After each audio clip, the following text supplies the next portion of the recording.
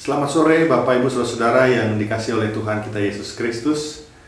Kita berjumpa kembali dan kita bersyukur kita bisa kembali mengadakan kebaktian rumah tangga pada sore hari ini. Sebelum kita memulai kebaktian rumah tangga kita pada saat ini, mari bersama-sama terlebih dahulu kita mengambil saat teduh sejenak. Saat teduh kita mulai.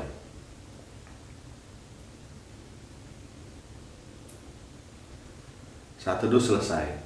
Saudara, mari terlebih dulu kita memuji Tuhan. Kita bernyanyi bersama-sama pelengkap Kidung Jemaat nomor 27.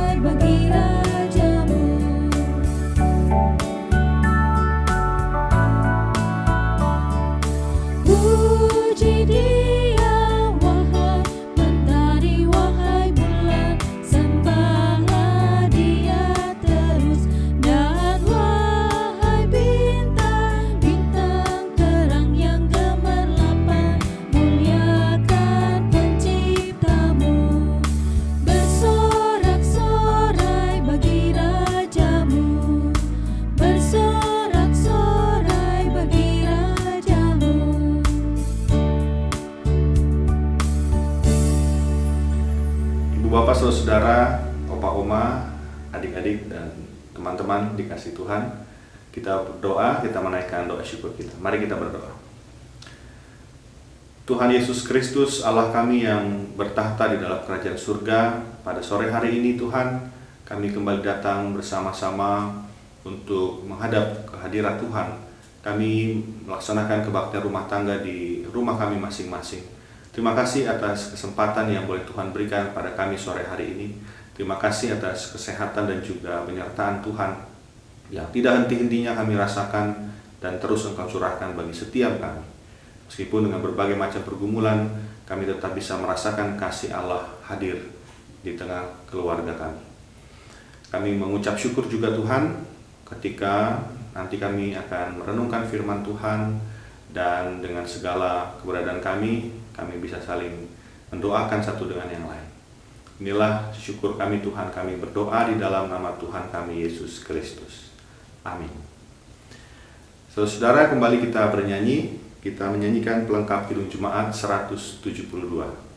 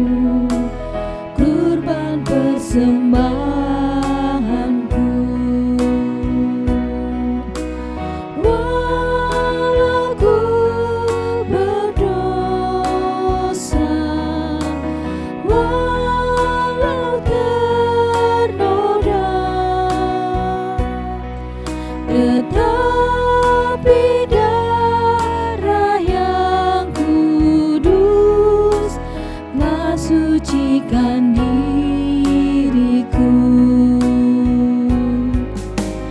dan jati diriku kini bukan diriku lagi, melainkan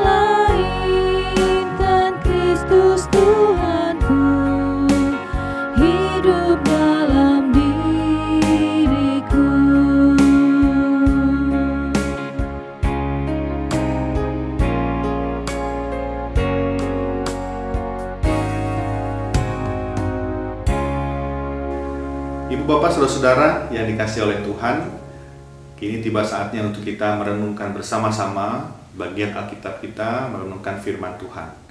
Dan firman Tuhan hari ini akan disampaikan oleh Pendeta Hariman Patiana Kota.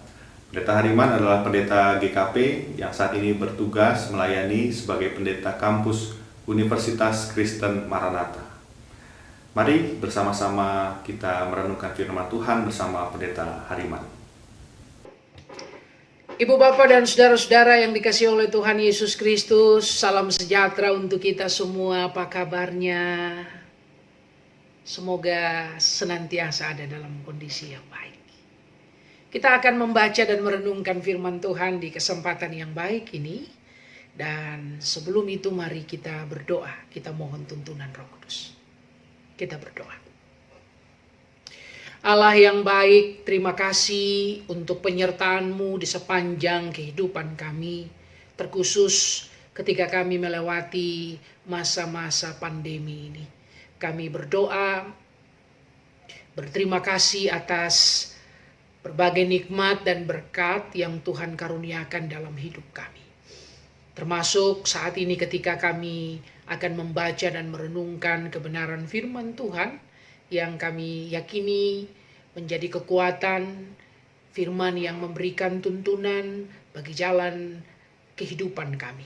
Kami memohon dengan penuh kerendahan hati Roh-Mu yang kudus memampukan kami untuk bisa memahami, menghayati, dan terlebih melakukan firman Tuhan dalam hidup sehari-hari.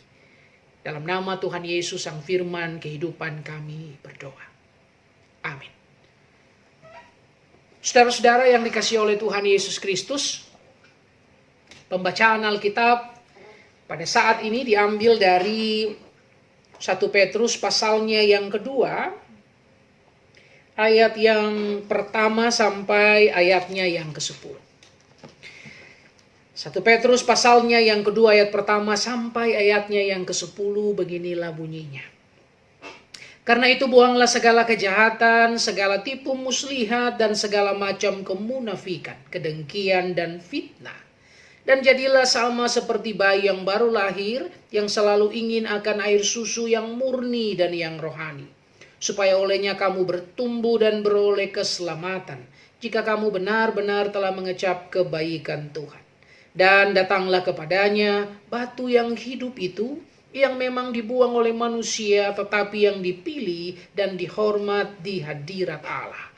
Dan biarlah kamu juga dipergunakan sebagai batu hidup untuk pembangunan suatu rumah rohani, bagi suatu imamat kudus, untuk mempersembahkan persembahan rohani yang karena Yesus Kristus berkenan kepada Allah.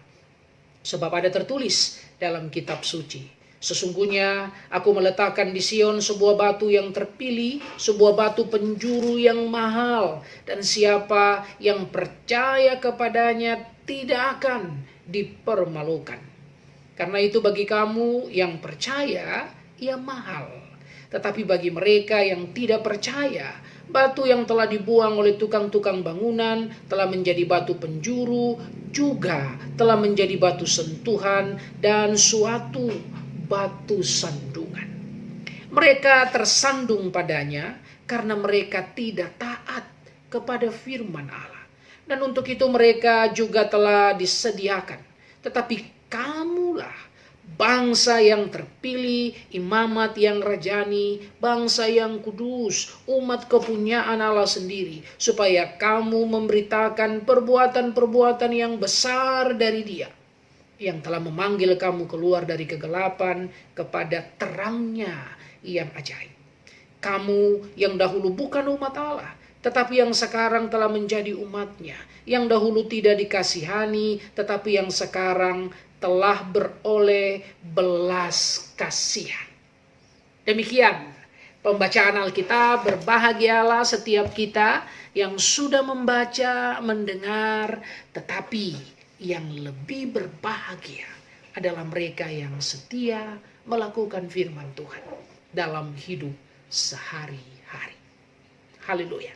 Saudara-saudara yang dikasihi oleh Tuhan Yesus Kristus, di kesempatan ini kita bersama-sama akan merenungkan satu tema yang menarik, dan sekaligus tema yang penting. Menjadi batu hidup untuk pembangunan rumah rohani. Nah, saudara-saudara, bayangkan rumah rohani itu dibangun dengan batu-batu hidup.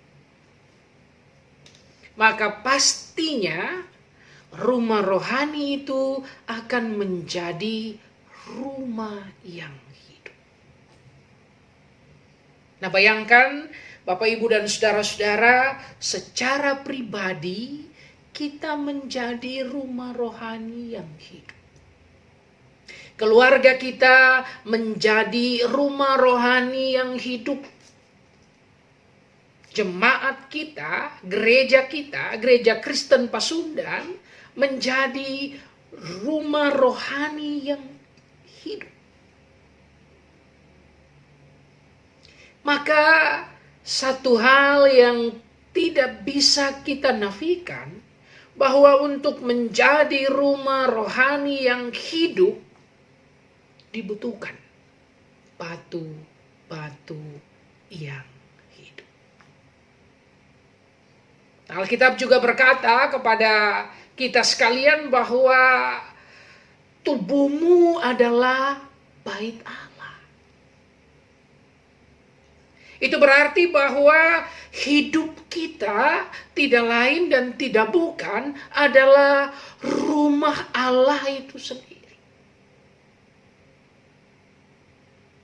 Persekutuan orang percaya yang disebut gereja adalah rumah Allah itu sendiri.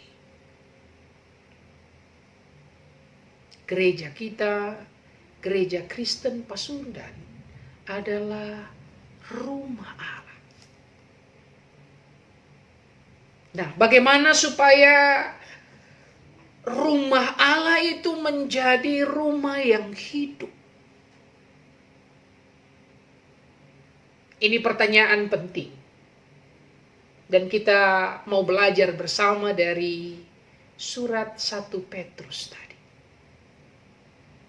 Surat ini memberikan kepada kita bahwa untuk menjadi rumah rohani yang hidup, maka dibutuhkan juga batu-batu hidup. Nah, bagaimana supaya batu itu menjadi batu hidup? Maka ada 3 hal yang pokok yang diperlukan oleh setiap kita.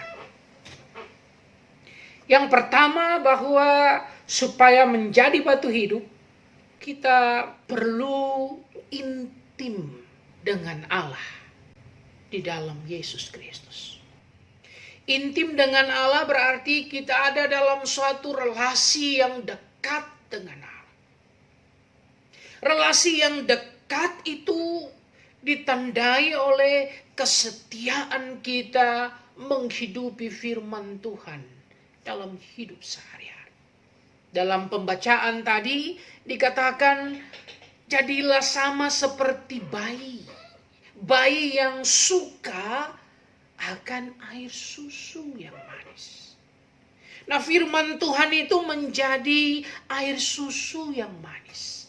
Menjadi nutrisi yang penting untuk pertumbuhan hidup kita. Kalau kita mendapatkan asupan nutrisi yang baik, maka kita akan sehat. Kita akan hidup. Guyub dengan Tuhan ditandai oleh kesetiaan kita merenungi dan menghidupi firman Tuhan. Ketika kita menghidupi firman Tuhan, maka sudah pasti apa yang tadi dikatakan dalam Alkitab, bahwa segala kejahatan, segala tipu muslihat, segala macam kemunafikan itu akan hilang dari kehidupan kita. Kenapa? Karena yang hari ini menguasai kita bukan lagi nafsu kita, bukan lagi kejahatan kita, tetapi justru adalah firman Tuhan. Itu hal yang pertama, saudara-saudara.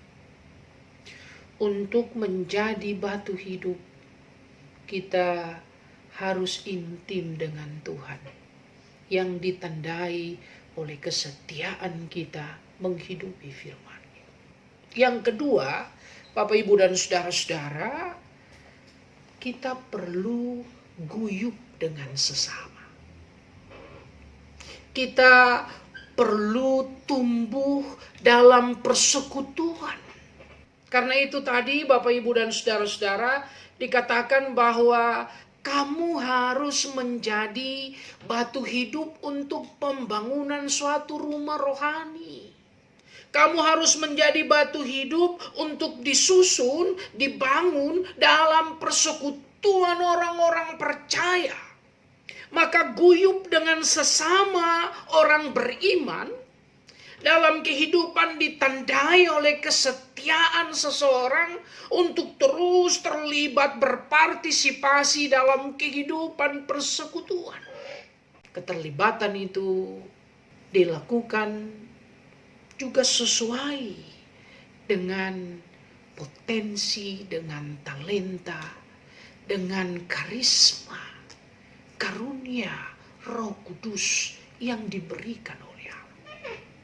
Nah, saudara-saudara, setiap orang tentu memiliki karunia. Setiap orang memiliki potensi, mempunyai kemampuan yang Allah berikan. Potensi kemampuan itu diberikan tidak lain dan tidak bukan untuk membangun tubuh Kristus, untuk membangun persekutuan hidup orang percaya.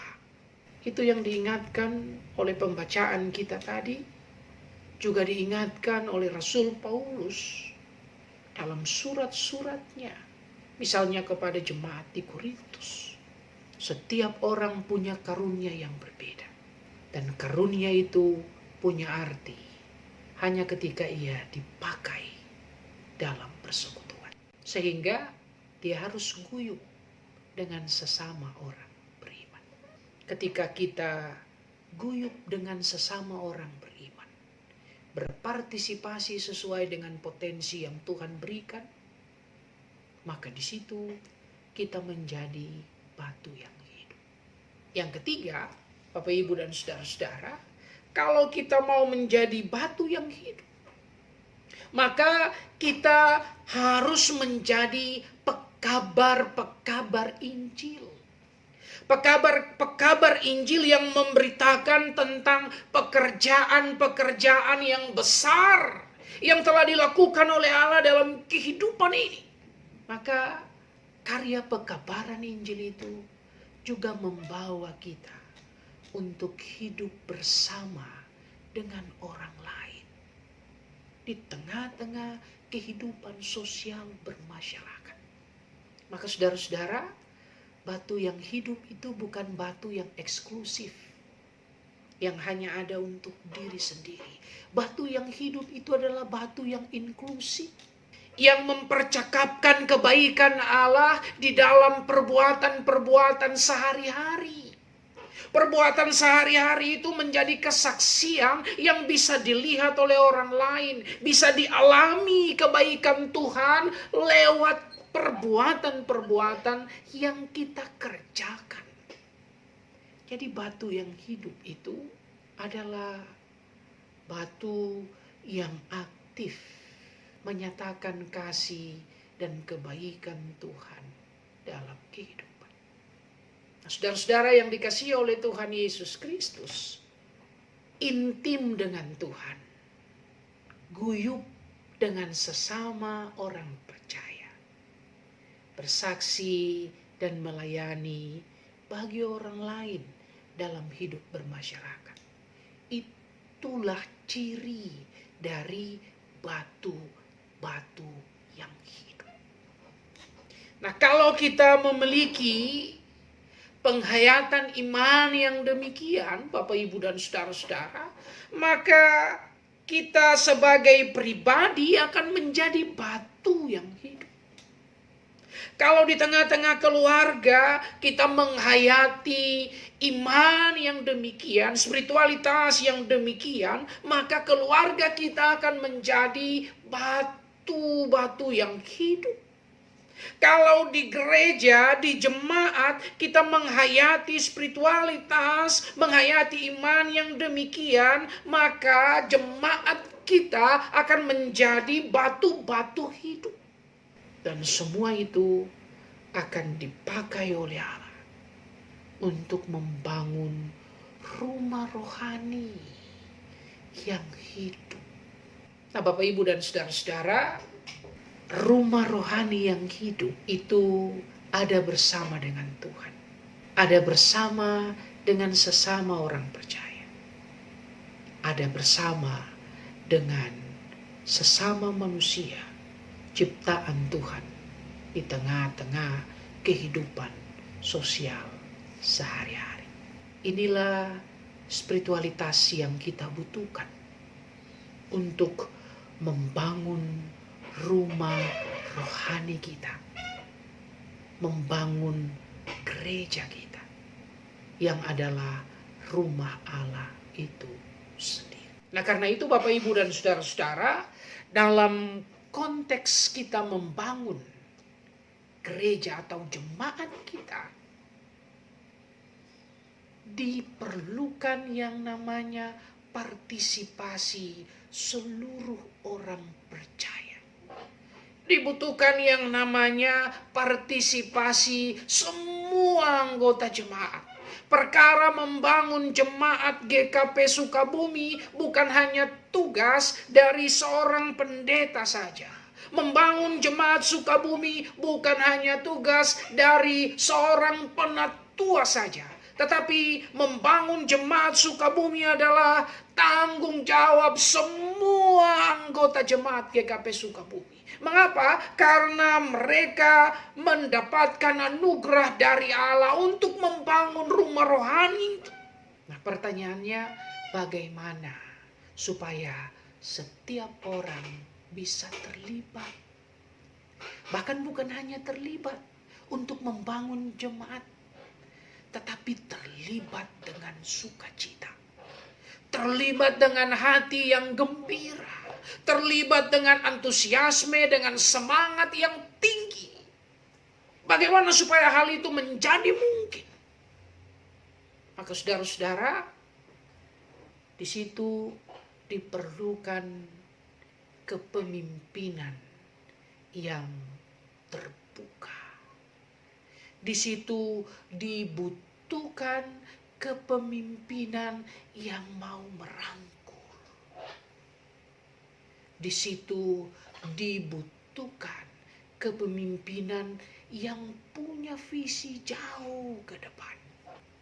Dan tentu kepemimpinan itu bukan hanya kepemimpinan pendeta, tapi kepemimpinan kolektif. Pendeta bersama dengan seluruh anggota-anggota majelis jemaat. Juga kepemimpinan yang ada di komisi-komisi. Kepemimpinan yang ada di kepanitiaan-kepanitiaan. Semua itu harus mencerminkan kepemimpinan Kristus yang terbuka untuk merangkul yang lain, yang dengan penuh kesungguhan hati mencari setiap orang yang terbuang. Inilah kepemimpinan yang sangat simpatik, kepemimpinan yang empatik. Ketika kita membangun kepemimpinan di gereja dengan mengikuti teladan Kristus, kita menjadi pemimpin-pemimpin yang terbuka, pemimpin-pemimpin yang merangkul, pemimpin-pemimpin yang memberikan tempat, membagi peran.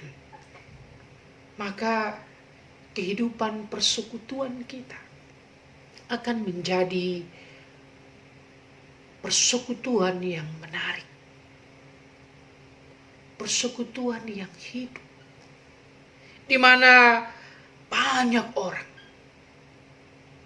terlibat dengan penuh sukacita untuk membangun jemaat. Nah, untuk itu Bapak Ibu dan saudara-saudara, mari kita membangun kepemimpinan di jemaat kita menjadi kepemimpinan yang melibatkan, yang memberdayakan. Sehingga setiap orang menjadi batu-batu yang hidup, yang disusun dengan rapi menjadi rumah rohani yang menggairahkan. Tetapi rumah rohani itu tidak boleh terarah ke dalam saja. Ia harus terarah keluar. Dia harus mampu menceritakan kasih dan kebaikan Allah bagi yang lain lewat pelayanan-pelayanan yang dilakukan. Dan itu sesuatu yang sangat dibutuhkan hari ini Bapak Ibu dan saudara-saudara.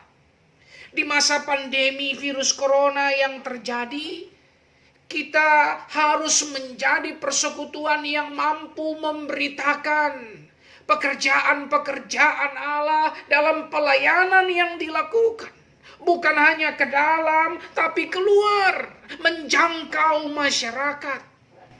Sehingga orang bisa melihat bahwa gereja kita, jemaat kita, itu memang punya kehadiran yang bermakna.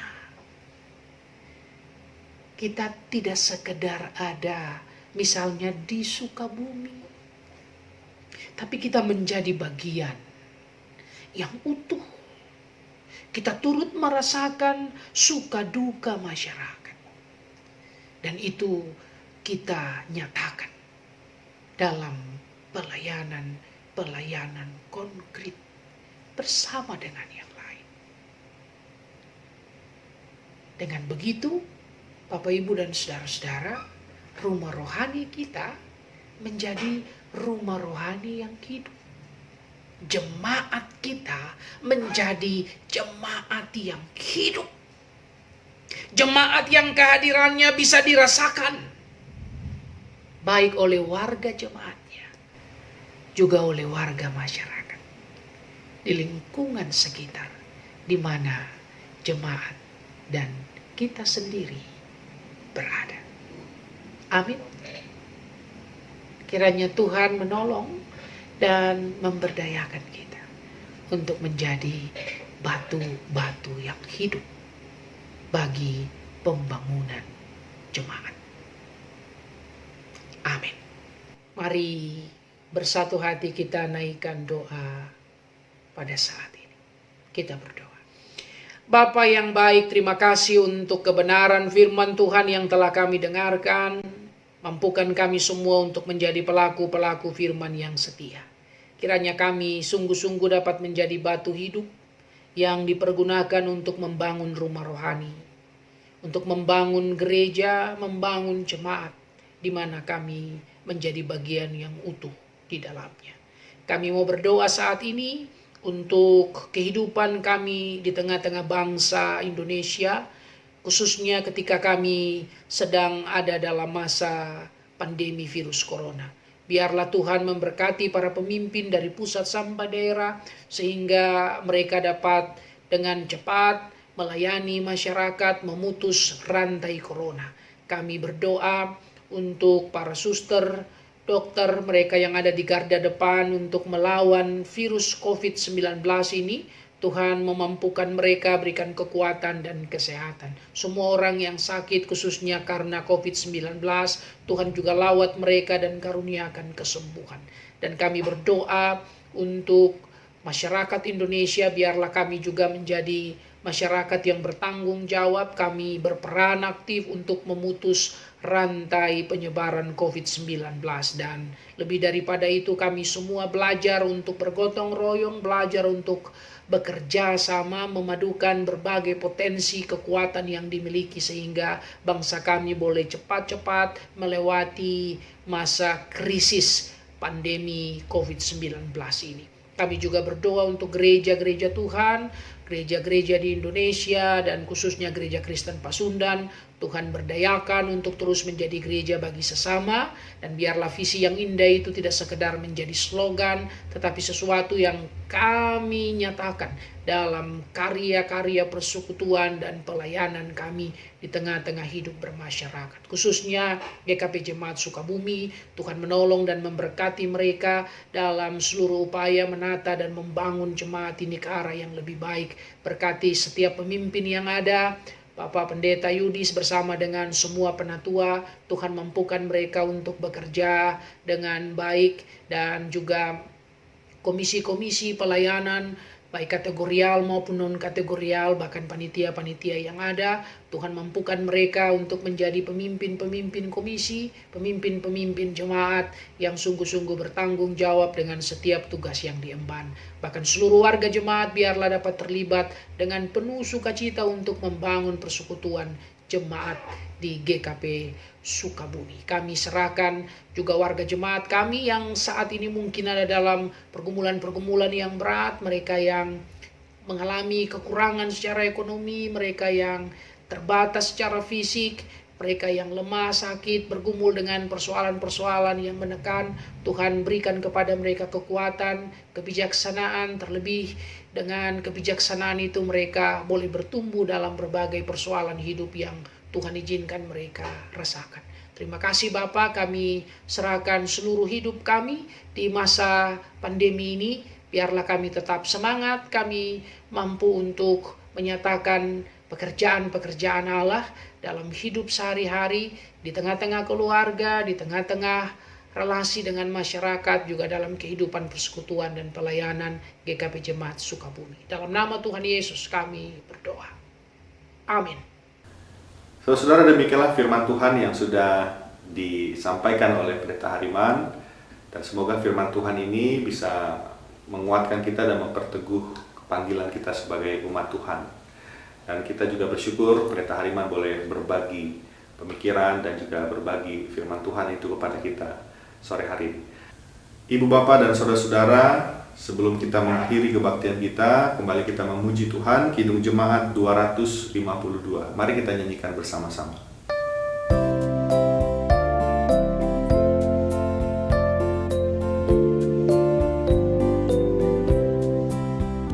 Batu penjuru gereja dan dasar yang esa, yaitu Yesus Kristus, pendiri umatnya.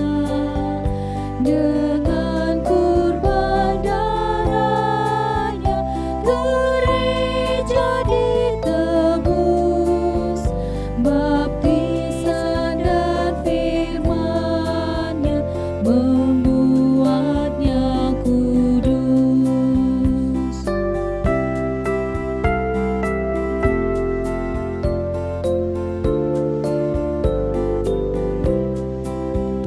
Gereja takkan punah selama-lamanya, dibimbing tangan Tuhan, dibela kasih-Nya, ditantang pengkhianat dan banyak musuhnya.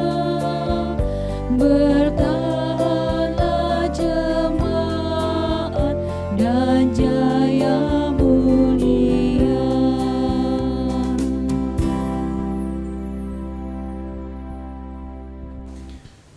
Saudara-saudara, kini mari kita bersama-sama melanjutkan kehidupan kita dengan berbagai macam problematika dan dinamika yang ada. Kita tetap setia untuk mengerjakan tugas-tugas panggilan kita sebagai umat Tuhan. Kini terimalah berkat Tuhan. Kiranya kasih karunia, rahmat, dan damai sejahtera dari Allah, Bapa, Anak, dan Roh Kudus menyertai saudara-saudara, menguatkan dan memberkati saudara sejak saat ini sampai selama-lamanya. Amin. Kebaktian kita selesai. Selamat melanjutkan aktivitas saudara-saudara. Tuhan Yesus memberkati. Sampai jumpa.